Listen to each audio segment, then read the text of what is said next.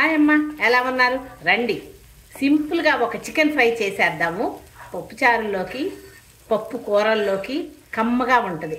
గెస్ట్లు వచ్చినప్పుడు కూడా ఈజీగా చేసేయచ్చు. ఈ చికెన్ ఫ్రైకి చికెన్ తీసుకొని తగినంత నూనె వేసి ఒకసారి తిప్పి కొంచెం ఉప్పు వేసి మూత పెట్టుకొని సిమ్ చేద్దాం. ఒక 10 మినిట్స్ నీరు వస్తుంది, ఉడకనిద్దాం. ఒకసారి చూద్దాము. ఉప్పు వేసాం కదా, బాగా నీరు వచ్చింది.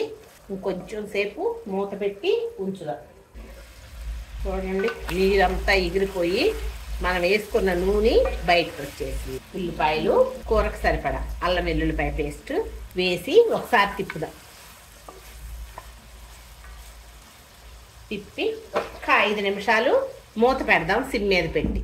ఉల్లిపాయ కూడా వేగుతుంది కదా, మజ్జికి ఇట్లా ముక్కలు తీసుకొని టమాటాలు వేసి సన్న కొయ్యండి, మూత పెట్టేసేయండి. ఇట్లా అని మూత పెట్టేసేయండి.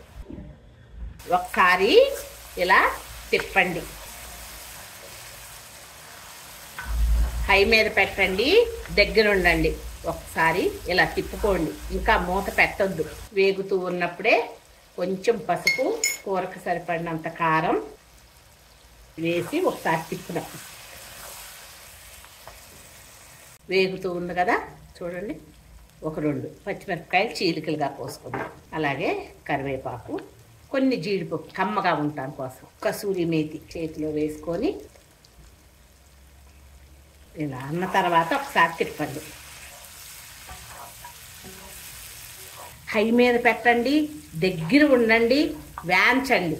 వేగితే కనుక ఇది పప్పు చారుల్లోకి, అలాగే పప్పు కూరల్లోకి, రసంలోకి గెస్ట్లు వచ్చినప్పుడు కూడా ఇలా ఒకసారి చేసి పెట్టండి. చాలా టేస్ట్ బాగుంటుంది. ఉప్పు కారాలు చూసుకోండి. ఈ టైంలో నేను చూశాను, నాకు సరిపోయింది. కొంచెం ఉప్పు అంటే పట్టే వేశాను నేను.